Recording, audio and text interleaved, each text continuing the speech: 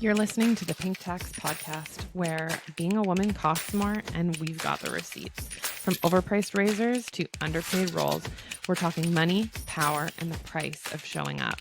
Let's get into it.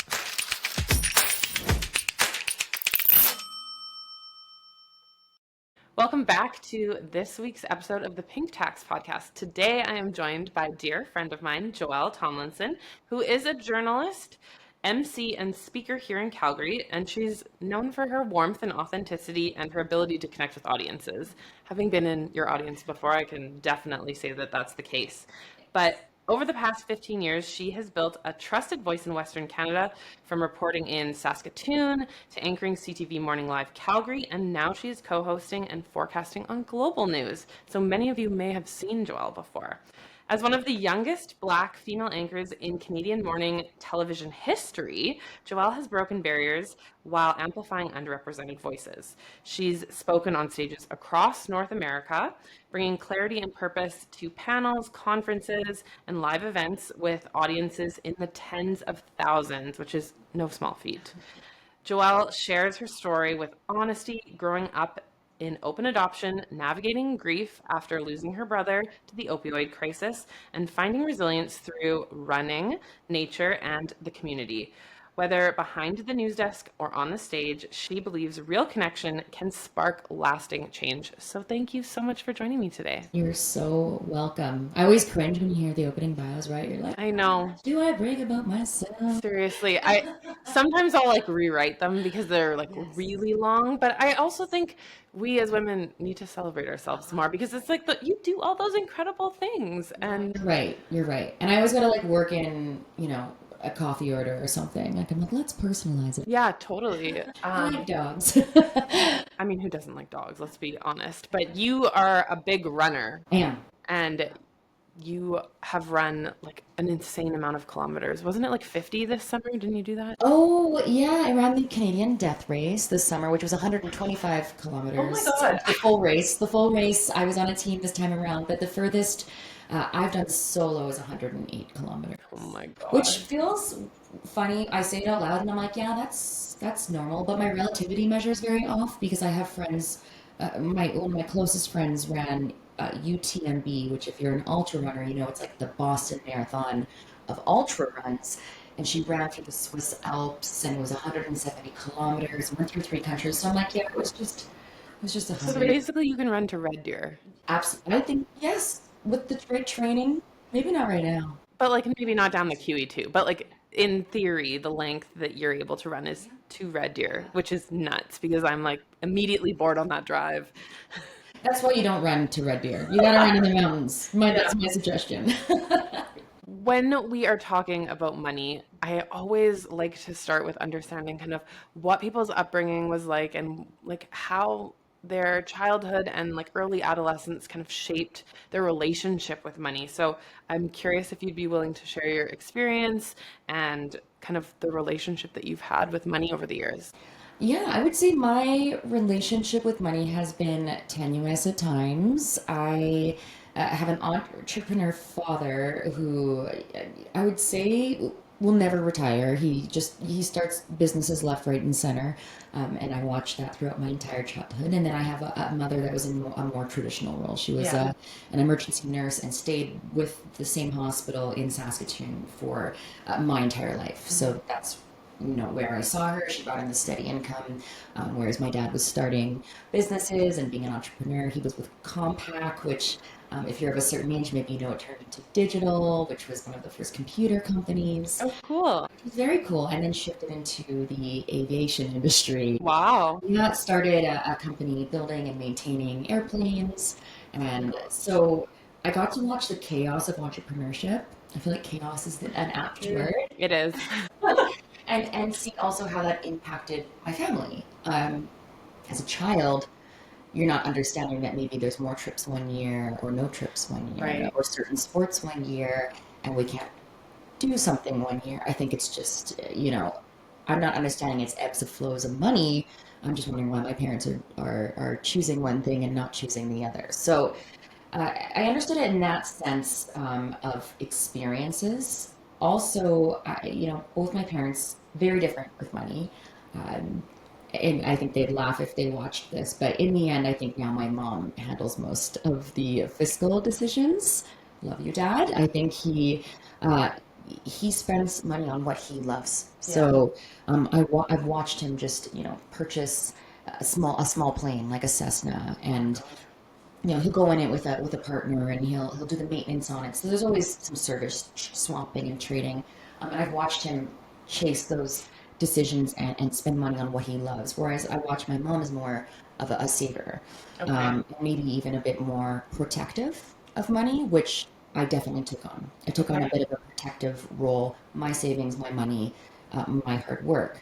Probably more to delve into that as a woman as well. But I remember specifically being in Disneyland or Disney World. It was in Orlando, and all I wanted was a wallet. That was what I wanted as like a 6-year-old. Yeah. And so my dad purchased me a wallet. It was a Disneyland wallet, and he said you can't get a wallet, you can't receive a gift or of a wallet without having cash in it. So he put a loonie in the wallet. And then I immediately went up to the counter to buy something. I don't remember what it was. And I put my loonie on the table, and she was like, okay, and you still owe XYZ. I was like, this is not how this works. Like, I hand you the thing, I get the thing. Yeah. And that was my first lesson in money. I was like, wait, don't you just like give them whatever you want and you get whatever you want? And then I turned to my dad and I said, just go to that machine that gets you the money. Yeah. Like, just put in the card that gives you the free money. So, my understanding was so limited at that time. And I've told you this story off camera that my dad then got involved with WestJet when I was 10. Right. So it would be 2000. And at that point, I had saved up about $500 as a 10-year-old. And Good for you. That's a lot of money for back then. very possessive. Like every allowance, every gift I got from, grandparents or for every birthday. And I just like tucked it away. I was always a saver, like my mom, who I'm kind of glad is spending a lot of her money on travel now. But but at the time, and he said, we should put this in WestJet stocks. I think this company's going to go somewhere. And I was like, oh no, like very like scared of the risk at 10, and don't take my cash that I've saved my entire life for. But he put that money in stocks. I ended up trusting him, and we pulled it out at 16, and I bought my first car. That's amazing. And it was a cool Tiguan with a spoiler. And I bought a thing that depreciates very fast.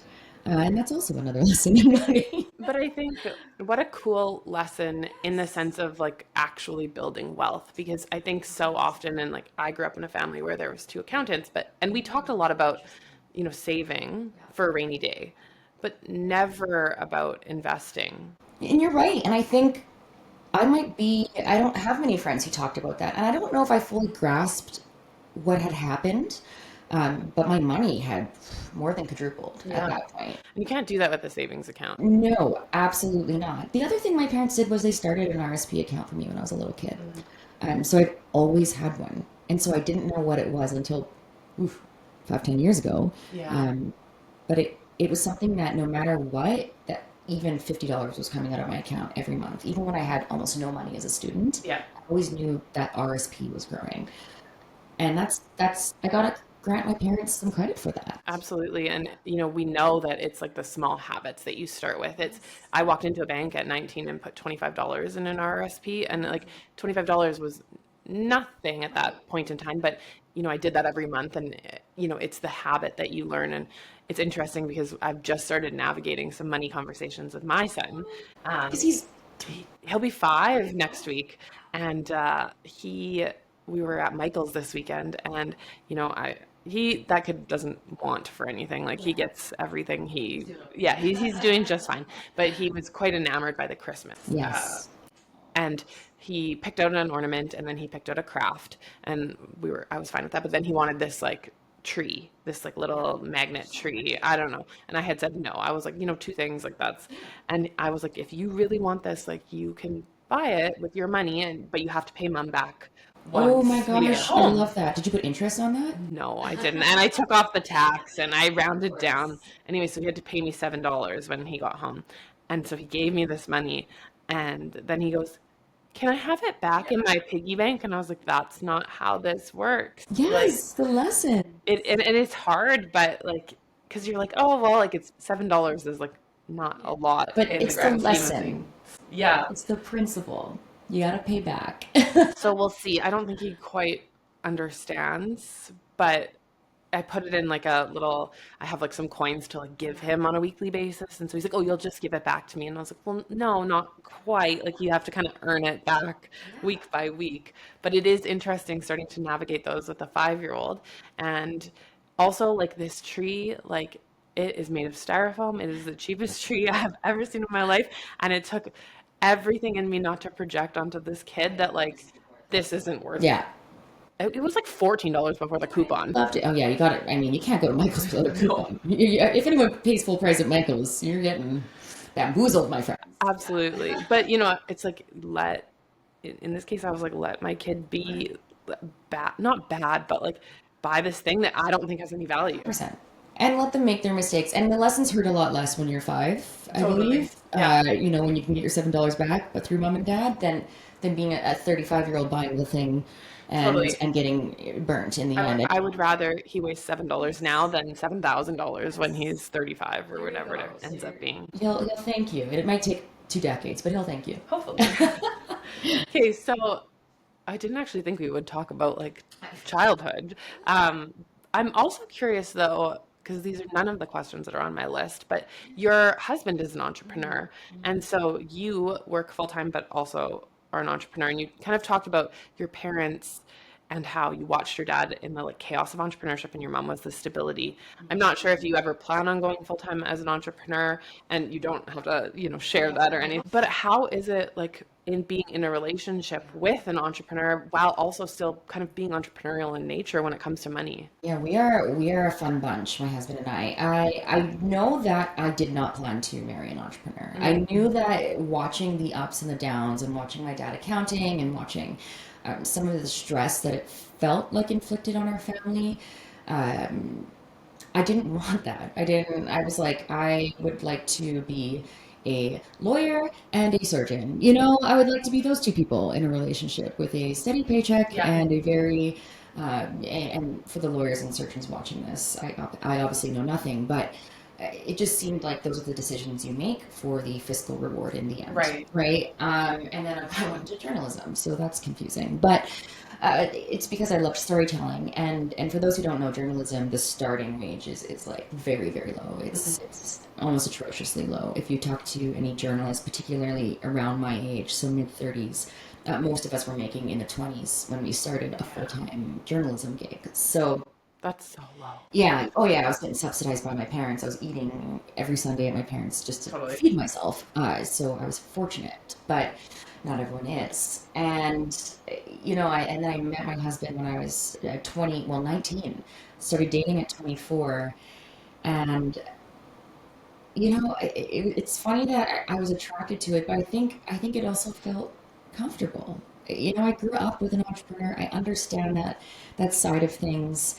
I will say he's taught me a lot about money, and I have taught him a lot as well. He's Awesome. more of he's more of like, we'll always make more, and I'm always like, will we? Like I am definitely more of the glass half empty, and he's the glass half full. And maybe that comes with entrepreneurship. You almost have to like wade into the abyss with this hopeful optimism, and I see that in him. And he taught me about dividends. Like I remember being like, how do you make money? Like, are we going to be okay? And he's like, well, I do this and I make money off my dividends. Yeah. And this is how I file my taxes. And I was like, oh no, I just like what the company pays me. And then there was a matching program with the Right. company that I Yeah. was with. So I'm like, it's all handled and I kind of can just put my hands over my eyes. But as you mentioned, life has speed bumps. And in 2022, I was laid off from this very uh, direct, kind of forward thinking. I don't want to say cushy, but I knew where I was headed. I knew the portfolio I Right. had, and I had the vision. And then I was abruptly laid off and had to kind of dive into entrepreneurship a little bit and freelance. Um, and it helped having an entrepreneurial husband because Yeah. it was like, it's going to be okay. There is more than one way to make money. And with the skills you have, sometimes you just have to keep taking a step forward, and that's going to be your progress. And in running, I always say forward is a pace.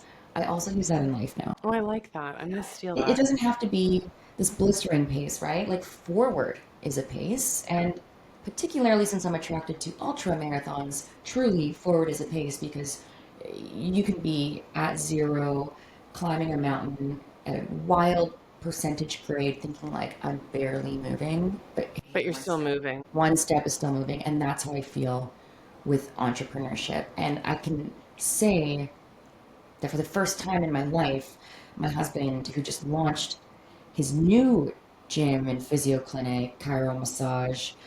Which is amazing, by the way. I've been, and I'm going tomorrow Okay, actually. good. Yeah, Janine had like an emergency back issue, Yeah. and I was like, well, we opened literally last week. Yeah. So if you want, come check out the massage therapist. I even said I can't even vouch for her yet.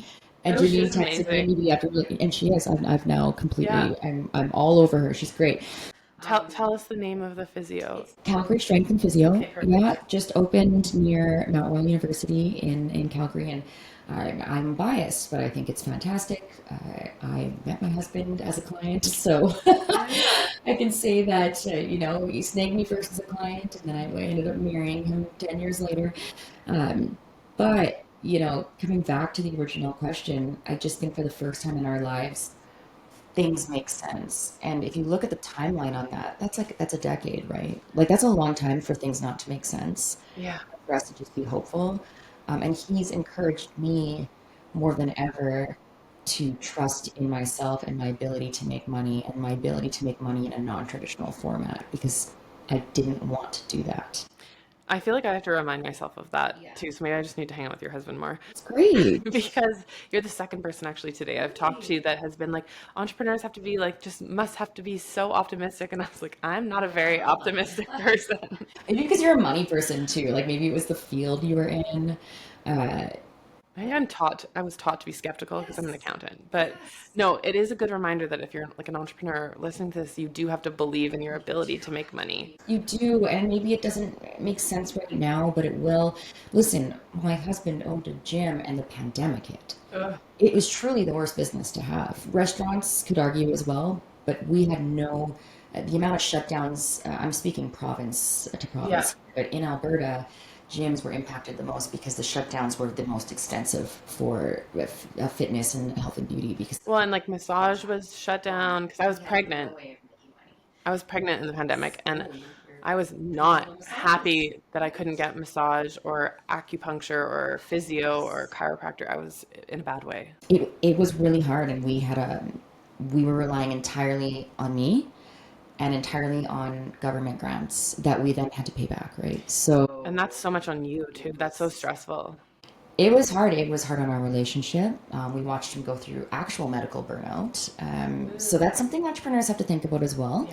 Yeah. And so, like I say, I'm really happy to report that for the first time, we feel okay about where we're headed. Oh, I love that. And it's nice. And he's turning 40 next year. So I almost want to be like the poster child for entrepreneurs being like, don't give up. But Yeah, it's an overnight success, 10 years in the making. exactly. People are like, oh, it looks like things are going great. And you're like, oh, yep. If only you knew.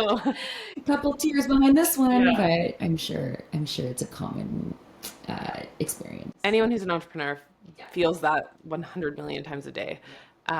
Okay, I want to shift gears a little bit because we've talked about entrepreneurship, we've talked about relationships and money, but you're in the media all the time.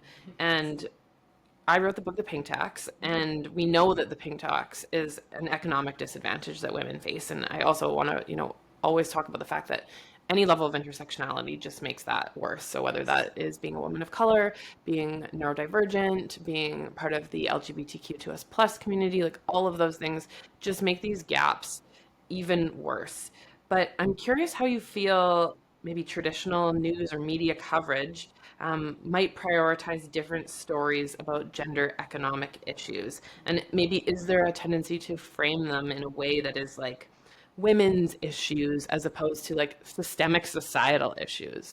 Yeah, I think you're onto something there, and I think it depends on the outlet, and it depends on who's working, and your editor, and I and on the niche, right? Like, so there's legacy media such as CTV News or Global News or CBC, and then there's your niche outlets down to like your magazines, like Elle, or I'm trying to remember a magazine that I grew up with, Cosmopolitan. things like that. And I do find, listen, I was a Cosmo subscriber growing up. It'd be like, in the way that some of these articles were framed was very much blaming the woman and her wants and needs versus a systemic issue. Yeah. I mean, a more recent example of that would be obviously, and you've talked about this, that we'll just stop buying your latte and stop. This is a tired example now, but stop getting the avocado toast and the lattes and you'll be fine. When it's like, listen, that math doesn't math. And I, this framing that as a women's issue, or if you've seen it framed as a millennial issue, Millennial. it's an ageist thing as well. That's not what's going to make you bankrupt in the future. And if you're in a position where that is the case, then obviously you're in a different situation. But to not be like, let's look at your wealth in a systemic fashion and see what's impacting you, whether you happen to be intersectionalized in any way, your job, your economy, where you live, and it's just, oh, it's your preferences that are making you this way, and Right. not talking about all the other factors that are some of them out of your control. So I will say some of the niche outlets, and particularly women's ones, I've seen it written in a way that will anger me. For example, she succeeded despite this, and this, instead of framing it in a way that it's not specific to her being a woman. Like, we want to say, like, she powered through innovation and doing this, and we wouldn't speak about men in a certain fashion that we do as women. And I'm not saying that in a blanket statement. I'm just saying we need to stop framing things around stereotypes, Totally. right? I will say any journalist worth their salt, particularly reporting, say, in local media, you are supposed to really explore every side. You are supposed to talk to the expert and figure out. I mean, we say both sides of the story, maybe 8 sides of the story if you have Right. the time. We are rushed. We are absolutely in a situation with legacy media right now where we are understaffed in a lot of Mhm. situations. We're undergoing an evolution to keep up with the speed of technology. So things happen, and perhaps 100% doesn't always go into every single story.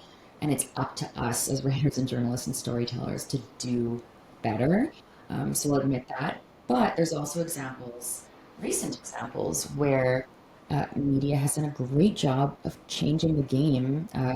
CBC Marketplace did a story, I believe it was in 2022 or 2023, and it was talking about gender products Mhm. and how women were paying more for, say, women feminine hygienic products, or even I think it was down to like children's items Yeah. and medical. That's what it was, pain medication for women. Yes, naproxen. Yes, Oh my costs more when it's advertised towards a woman's pain. yes. And after that came out, there was an investigation, and I believe it was Shoppers Good. Drug Mart. We can fact check this, but they changed their pricing due to Good. that marketplace investigation. And I applaud that. Like, that is Yeah. good media highlighting and amplifying an issue, and then you can watch the change happen, right? It's not, there's so much power in the way that you frame a story, and not being, for lack of a better word, lazy and falling into tropes and Yeah. stereotypes. Find out the real issue. Sask today in Saskatchewan had done one as well, and I believe NDP followed up with that, saying maybe we need to cut PST from these children's products because it's economically a disadvantage for women, particularly single mothers. Yes. So they had proposed that. I don't know the follow up, but that was because of an article in Sask today. So yes and no, right? So I think if you're doing your job as a journalist, which is to be an unbiased writer, finding out the sources, finding out the system, and reporting versus she wanted this or she had this, Oh. and therefore here's the problem. Uh, you can see some pretty incredible waves happen. Yeah, and when we look, I talk about this just a little bit in my book, but when we look at the media and look at like specifically magazines, the articles in those magazines when they're women's magazines are like, here's a dupe to the like Chanel lipstick you want. And then when we look at men's magazines, it's like, here's 5 hot stock tips. And it's like, should we be taking hot stock tips from a magazine? Probably not. But the underlying story that that's telling women versus men Save money on your lipstick versus versus get investing, right? that's a great example, and that's something we need to work on. And Absolutely. also as a consumer, how do you curate what you're reading and listen, media is going to follow where the money is and where the clicks are.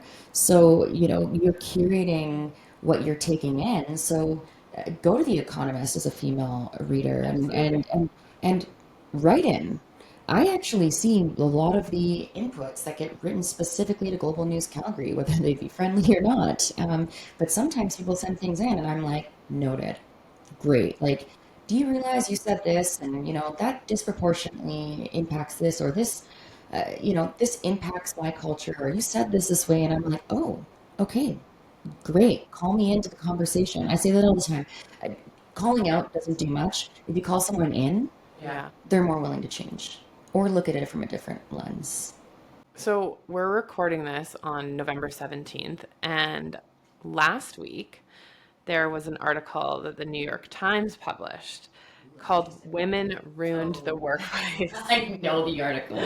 And then they changed it. The They workplace. changed it, obviously, to liberal feminism, where it ruined the workplace, and how can conservative feminism fix this? I'm curious if you have an opinion on this. I know I didn't give you this question beforehand, but it just came to my mind. And when we look at traditional media, and you know, I've always looked up to like the New York Times, the Wall Street Journal. Like it's a dream of mine to be published in, some of those news publications. But then when they go and pull stuff like this, it's really frustrating. And I don't know, like obviously they got a lot of backlash because it's like, okay, obviously men were the ones running the workplace. So how could women actually ruin it? And also blaming women and. But how, or I guess, what are your thoughts on this? And how do you think this impacts, like, I don't know, the way we're going in 2025? Because there has been that kind of rollback of DE and I. Yeah, there's been a big pushback against like diversity, equity, and inclusion, and I think it's really unfortunate. I think it's coming from the top, and I also think we're losing what diversity, equity, and inclusion is. It's become this buzzword.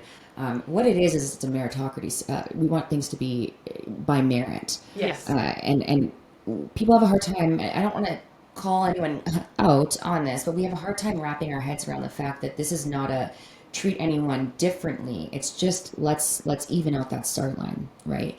And hire people by their merit and put people in leadership by their merits, but not realizing that everyone's start line is at a different position. So all we're trying to do is equalize those start lines. Yeah. And obviously it's been a very hot topic in the news and government lately. I have to admit, I saw all the fallout from the article and I have not read the article just yet. Now I will. That's my homework. Do you know if it was written as an op-ed or So as a news article? it wasn't actually really an article, and I said article, and I probably should have, but it was like this podcast recording. So there was two conservative females and then a conservative guy from the New York Times. So I'm assuming that would be kind of like an op-ed. Yes. Um, And that's something two people need to be very aware of, right? So, and I'm actually always astounded that people don't clock the difference, and that's okay. But I think maybe we need to be doing a better job as journalists. So, an article cannot be influenced by your opinion, but Right. op-ed is literally an opinion editorial. So, opinion can enter the sphere.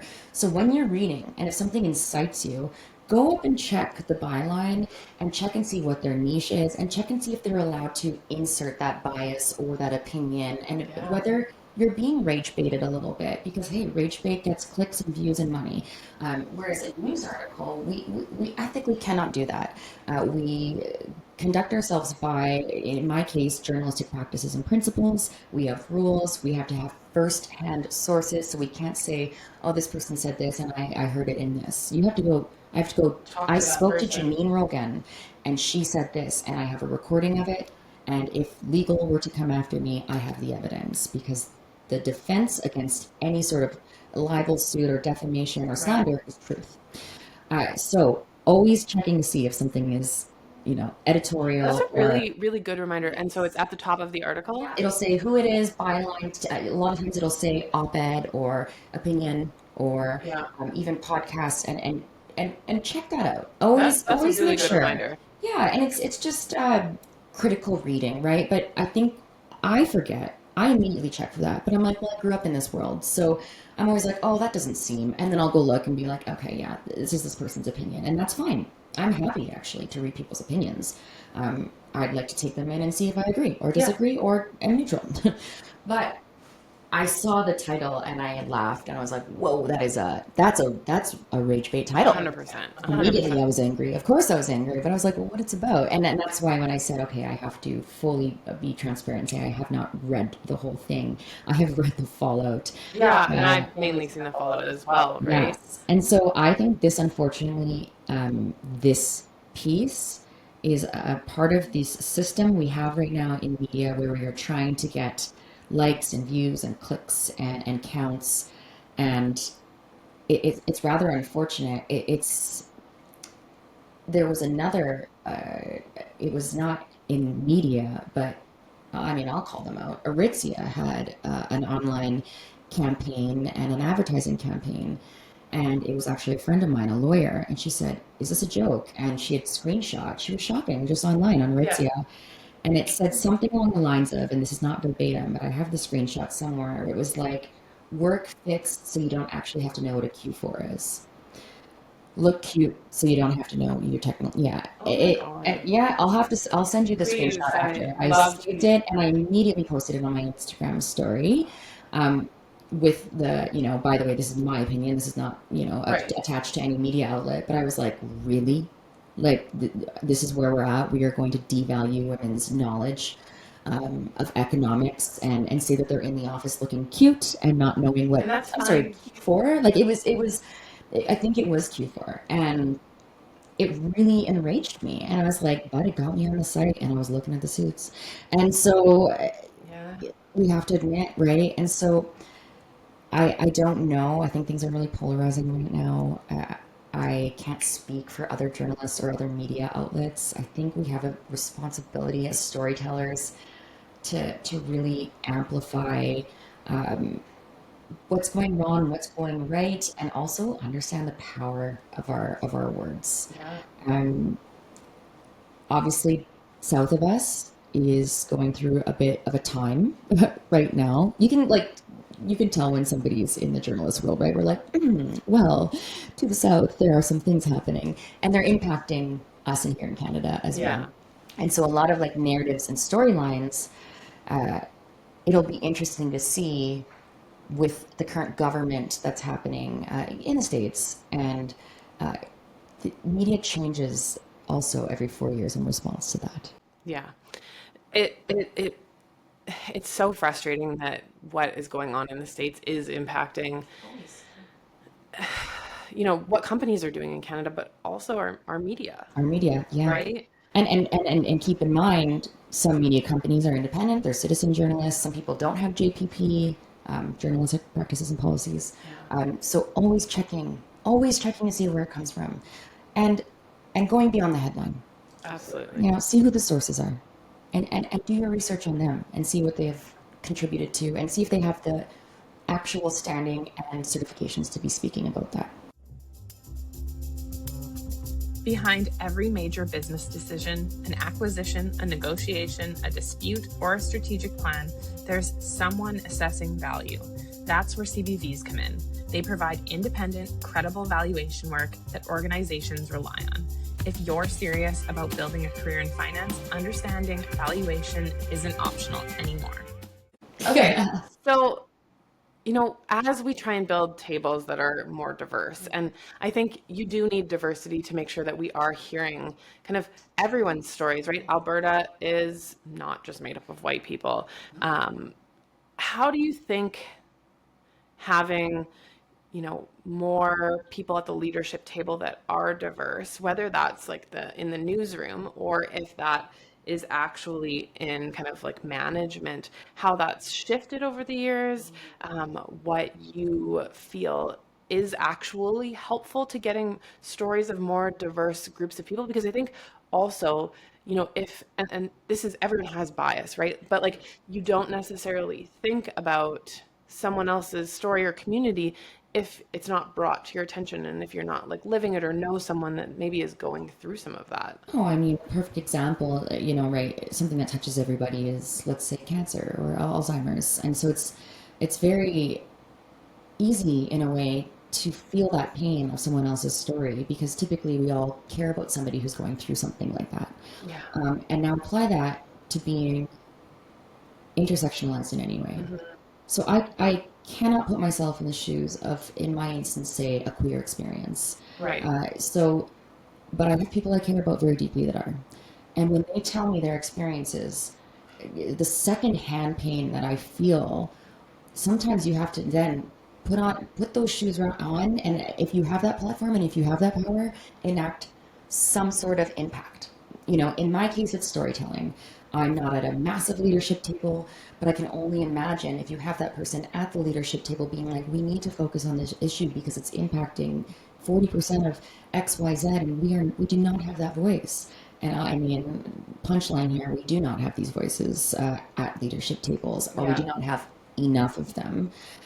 I've gotten pushback in the past too, in the sense that my own internal bias, of course, I'm mixed race. I'm half black, half white, and I am attracted to these stories that talk about inequity and focus on intersectionalization and talk about these issues. So if I'm going to care this much about being black in that experience in Canada, I better care just as much about every other person going through something that impacts them in the same sense. I can't just focus on the one thing because then I'm not inviting everyone to the table either. So that's something I'm working on actively as a journalist, and interviewing's a great way to develop some empathy. Because for 7 years, I was the host of a morning show. And if you do the math on that, that's 5 days a week, 4 interviews a day. Wow. Imagine how many people you've spoken to and like seen the look in their eyes when they're excited, sad, upset, whatever it may be. You can't help but share that human experience. I feel like we've gotten away from that. Yeah. You're scrolling TikTok and it's like, hair tutorial, growing plants, Charlie Kirk getting shot in the neck. And like, do you know what I mean? Like it's hard. I think people have lost like the humanity of the human existence in a way because of social media. Sometimes I feel like it's you lose a little bit of humanity, but also I think we are losing the ability to hold space for anybody that thinks differently than you. We're losing the ability to listen to other opinions and think that they may have a point or two, or maybe they don't, but we don't know how to respectfully disagree anymore. It's like, you are so wrong that you're an idiot. And it's like, that's not the case. How could we ever have change and innovation without diverse opinions and diverse brains and neurodivergent brains? And how come we've lost this ability to know many things can be true? I find that's a wild one. It's so black and white. Yes, exactly. Like, two things can be true at once. You can feel bad for a group of people and also advocate for something else. Absolutely. And so that's a bit of a mission I have, and it's something I've personally worked on because I'll be like, that makes me so angry. I don't like them. And then it's like, take a breath. Yeah. Let's just like look at this from a larger lens. And you mentioned, the management table. Let's be honest, change doesn't happen unless the leaders are making this change. As much as we can rally, we can cry, we can advocate, but we need people in power to do things. And so, for instance, I've heard this argument before. I won't say it verbatim. It's not me trying to call any group of individuals that I've worked with, not seeing my situation, but I've heard a version of, well, okay, so for instance, I was the one black host on my show, which is fantastic, and 4% of Alberta's population is black. So I've heard versions of, well, I mean, we're representing, you're 25% of the show, so really we're doing pretty well for ourselves. And I'm not saying someone said it like that. I've just heard versions of that. Yeah. Well, I mean, proportionately, we need to remember that equity and representation and diversity is not a numbers game, it's an impact game. So who is at your leadership table? There was a study done by the Canadian Association of Journalism in 2022. 80 to 85% of leaders and in the newsroom I can't speak to other industries, but I could make some uneducated guesses. But leaders in the newsroom at the table making decisions are 85% white. Yeah. So let's talk about impact and the stories that are being covered and the issues that are being covered. I am sure that that number drops even more in terms of Indigenous, right? Like I Oh, need to yeah. think of Indigenous reporters and Indigenous stories. We need to be doing better for that. We need to be doing better for everyone who's marginalized. Well, and I think it's like, okay, yay, 1 in 4. We're like, yay, we checked the But box. it's like, how long have they been underrepresented where there's been zero, right? Like, Yes. it's like hundreds of years where these stories have been like, we have a lot to make up for. And erasure. We don't acknowledge erasure. And even when I hear sometimes my bio or someone tells me, oh, you were the first, I'm like, the first? Like, how is that possible? It's 2025. And I need to not only, okay, be the first, which always surprises me, not as much in Western Canada. It doesn't surprise me as much in Western as Eastern, just because of our, yes, of our population. We're not quite as diverse as something like Toronto, right? But I need not to just be like, yay, I'm the first. I need to walk through that door and like kick that door open and put down a doorstop, right? Like Yeah. I need to open that door. And that's a big ask. And you don't ask for that responsibility, but that's where we're at, right? And not only that, people who have more power and more platform and more influence and perhaps are not experiencing the same level of intersectionality that I am, that's part of your job as well. So when we look at like kind of who is coming up in the journalism space, and I didn't go to journalism school, but I can I Aren't you can lucky stars? I can I can guess that, you were probably one of the only Black women in your class. What do you think that the industry could do to make it more diverse in terms of like we kind of have to start with like the pipeline issue, right? Like Yes, if you're and right. I could be totally wrong, so you're welcome to correct me, but like if we are not seeing diversity in the classroom, how are we going to see diversity in the newsroom? Yeah, you're right. And representation on air, again, my experience is more so in Western Canada, is sparse, to say the least. I did go to journalism school in Toronto, so it was a Okay. big culture shock for me. I grew up in Saskatoon, Yeah. and I grew up adopted by two white parents, and I grew up mixed race, and my brother was adopted, and he was Jamaican, I was African, and my little sister was white. So you can imagine my experience growing up was Yeah. not the norm. It wasn't the norm. No. And in our school of 1,200 students, I think there was five black kids, and my brother and I being two of those, and also being mixed. So maybe 5 to 10. I'll give it that. Yeah. I know their names. Like I remember you know each other because you have safety in that, right? So I went to Toronto. And I learned a lot. I learned a lot about being mixed. I learned a lot about the language around it. And I also found some safety. I had never felt that before. I didn't even know I was lacking it until I had it. And that feeling, it's hard to describe to somebody, but actually, I do have an anecdote that might work because my husband is white and from a small town in Saskatchewan. And we walked into a Habesha restaurant, uh, East African, Ethiopian, and Eritrean Habesha. And he immediately kind of stiffened up. I could feel his body language. Oh, I could feel his interesting. body language, and he looked at me, and bless him, but he said, "Oh, ooh, I'm the only white person in here," and he kind of said it in a little bit of like a scared tone. And the first thing that popped into my mouth was, "Now imagine every room I've walked into my entire life." Seriously. And he said to me after, it was the most impactful sentence I've ever said to him for him to understand what that feels like. Keep in mind, I'm desensitized. It's been since birth. It's not like every room I walk into, I'm clocking the room. Yeah. But I said, now you've had that safety your whole life. Many people don't have that safety, and it's a 100%. little bit scary to walk in. So you talk about what do we do? Well, first of all, we need representation. This is why representation is important. I didn't see a lot of it growing up, but when I did, I was enamored. We bring up Oprah all the time. Oprah Love was a Oprah. game changer for young black women. I watched her. I was like, that's what I want to do.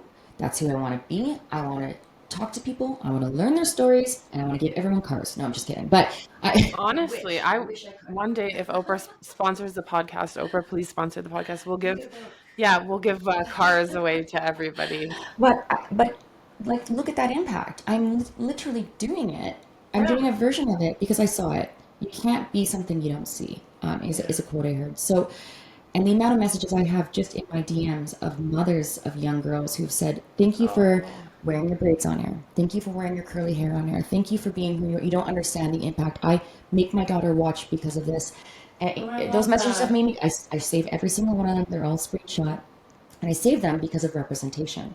But we need to go further than representation because I am almost retroactive in my impact. We need to do intentional recruitment. Yes. And we need to clock the numbers and we need to figure out where there's lack of, because we need diverse voices in every space. And we need to let them know that they can make an impact in this space. So, whatever that intentional recruitment looks like, whether it's going into elementary schools with people and doing media training and showing them people that look like everyone under the sun and letting them know that their voice matters and there's a space for their voice and they can make change. I think that's where you start to see the enrollment hopefully go up because we don't have enough interest that's multicultural or whether it come to religion or even able-bodied. We don't have enough like people who are in wheelchairs. We don't have enough of those voices. And I was reminded of that. I was an MC at a gala, and a woman in a wheelchair messaged me after, and she's like, "You talked about representation, and you named all these beautiful people that need to be involved, but you never mentioned how being able-bodied is an advantage," and it stuck with me. Yeah. It's like, you're right, yes, and I'll never forget that.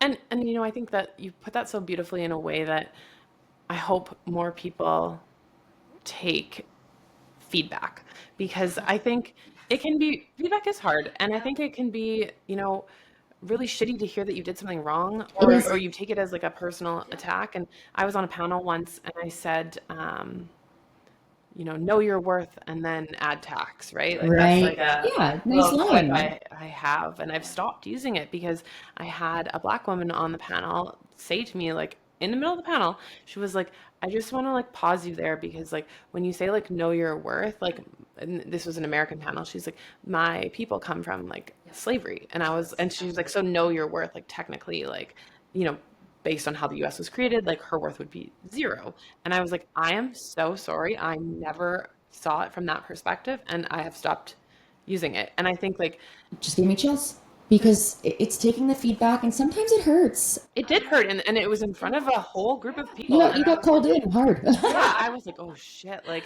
I was like, well, this can go one of two ways. Like I can, be defensive about it and say like, and lean into why I say that and what I mean. But I was like, but I will also never understand the experience of a black woman growing up in the US or Canada. And, I always hope to be inclusive and want more people to always sit at my table. And so, I think that I want more people to take that feedback, because I think sometimes we just assume it's like a criticism on like, Joelle, you're a terrible person. But it's not that. And I think too, it's complicated, and it's funny. We talked about people are wrong and right. We also need to allow people to make mistakes. Yes. And I try made a really lot of hard. them. Yes, and we're human, and I try really hard to embrace, my critique of others that way, and also critique of me that way. We are allowed to make mistakes, but when you know better, you can do better. And My nobody is Angelou. perfect. Tattooed on my body, baby. Like Oh, I I have love my that. Angelou all over my skin, and that's all it takes, and we need to allow that to happen, and also remember that it usually comes, particularly this woman in this panel, it comes from a good place, and Yeah, it yeah, comes I don't from an think she was right, trying to. exactly, and so we can flip that on ourselves. And I've had similar experiences. Particularly, I'm a news host, so I get a lot of feedback, Yeah. and I'm also neurodivergent. I have ADHD, and so feedback feels particularly cutting to me, in the sense that I spiral very, very fast, and I make it about myself. So now that I know that about myself, I actually will take it and sit on it and come back to it 24 hours later once the emotions have Yeah. left the room. They need to exit the room because Yeah. there's gold in feedback, Totally. and I have never naturally been good at constructive criticism. I It's always take it hard. as a straight insult to my soul, and that's okay. Now that I know better, You can do better. I can do better, and I can take in that feedback, and I'm open to it. And I also think if we open up that conversation and create those safe spaces, I know that we are in a society where people are feeling very, I will get canceled, I will get this, I don't want to say this. So let's have these open conversations. And also, you need to acknowledge when you are wrong. Yeah. It's hard. It is hard. It's really, really, Yeah. really When in hard. doubt, default to kind. That is a good reminder.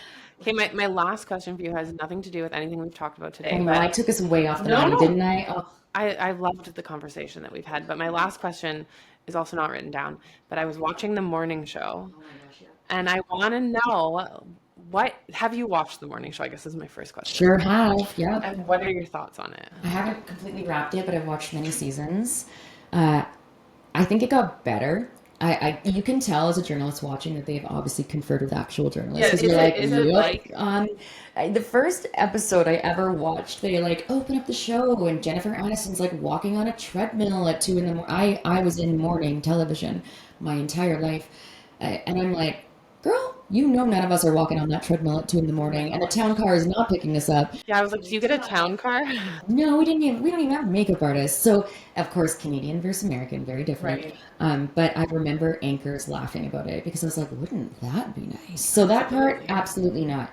Uh, Let's just like dispel some myths about anchors really quick. We do not just read a prompter. We write quite a few of our scripts. We prep for shows. We do our own makeup in Canada, and we buy our clothes. So all of the things that people are like, glamorous. I'm like, well, there's some caveats to that.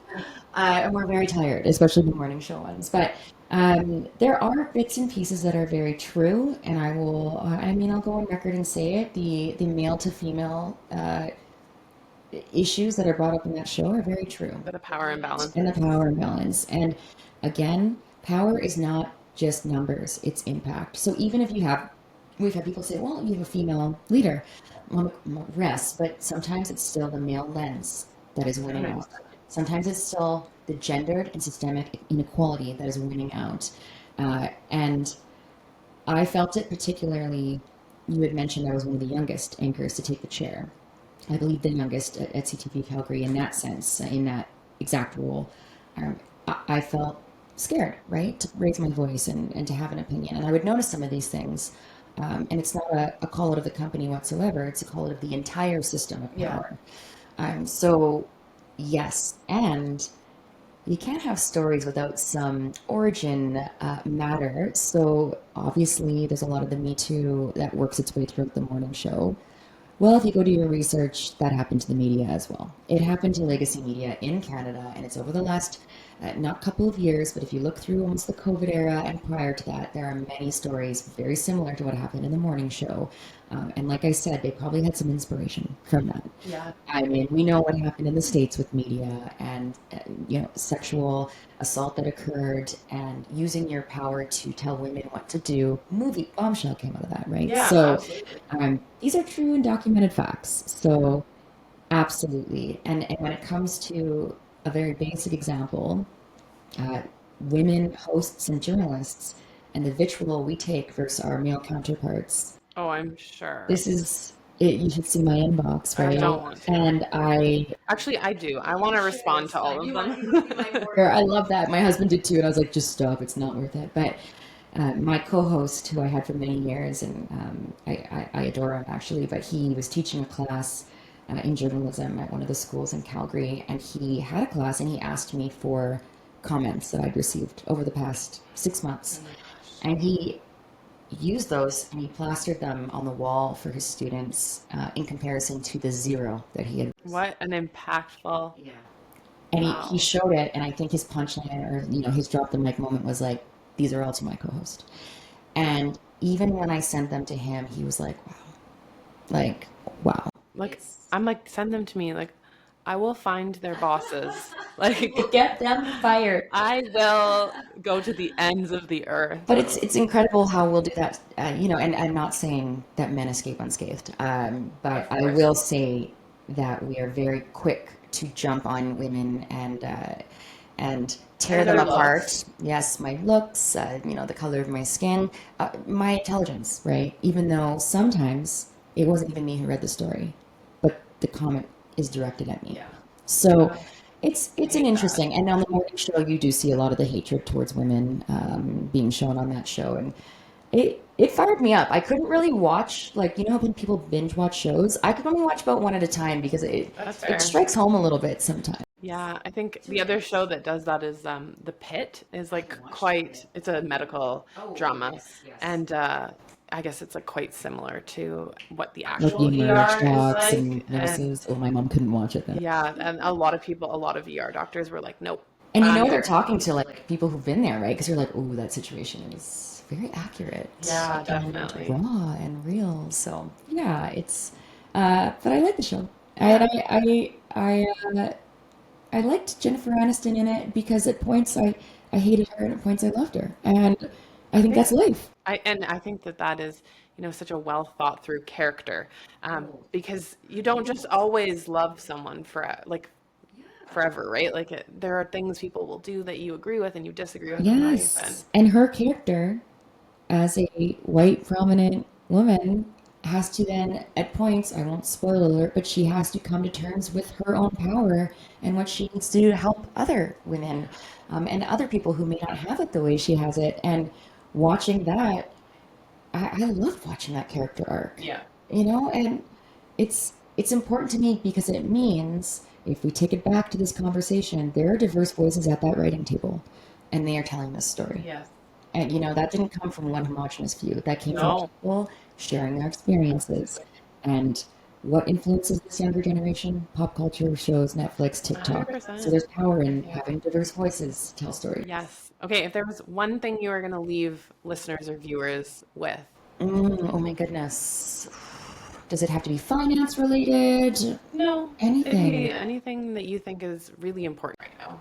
Oh, really important right now. Oh my goodness. I think if I had to leave your listeners with something, I did already refer to it in the chat.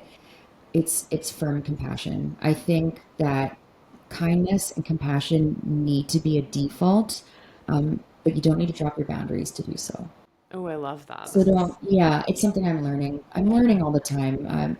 I I do like to think of myself as a kind and compassionate person, but sometimes it means I'm just pouring and yeah. pouring and pouring. And so work those boundaries in and give yourself the same kind of compassion and kindness that you are willing to give to others. And watch the growth happen. I mean, I'm in the midst of it right now, so it's feeling very exciting, but it's firm compassion and give it to yourself and give it to others. And sometimes laying down those boundaries is exactly that. Yeah, and if you give your friend the advice that they need to set a boundary, you probably need to set that boundary. Boundaries are hard, but Boundaries are hard, and the world is hard right now, and it's very divisive. But don't lose faith in the people around you, and turn to your people you trust, and have the in-person conversations. And listen, I know I'm in the news and I'm spewing advice at you, but if you need to turn off the phone for a minute and talk to somebody you trust and go for a walk and put your face to the sun, please do it. yeah, absolutely. And I'm a big advocate of like sometimes like it all feels so heavy, and I realize that that's like coming from such a privileged place, but sometimes you do just need to turn off your phone and go touch some grass. Touch the grass, right? That's what I say. Turn the face towards the sun. It helps me every time, and I'm embroiled in the news industry, and I will do that. I will flip the phone. Liberally use the do not disturb button. Can I 100%. leave people with that? Yes. That do not disturb button is your best. Absolutely. Okay, well, thank you so much for joining me today. Where can people find you if they aren't already following you? I would say my most active platform is Instagram. Yes, your classic millennial Yep. over here. I am at Joelle, Joelle_T. That's where you're going to get the most authentic, raw, real version of me. And my website's easy as well, joelletomlinson.ca. Amazing. Well, thank you for sharing your knowledge with everyone and being vulnerable to talk about, literally everything. We talked about childhood all the way through to like bias in leadership tables.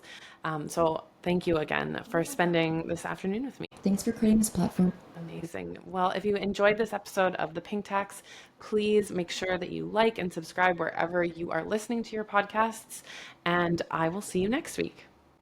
And that's a wrap on this week's episode of The Pink Tax. Thank you for joining me on the front lines of financial fairness. Remember, understanding the cost of being a woman is just the start. Now it's time to demand your worth and build your wealth. Don't forget to subscribe so you never miss a step in dismantling systemic inequality and securing your financial future. If this episode sparked a fire in you, take a screenshot, tag us on social media, and share it with a friend who needs to join the movement. Until next time, keep your wallet guarded, your eyes open, and let's keep fighting for a world where pink is just a color, not a tax bracket.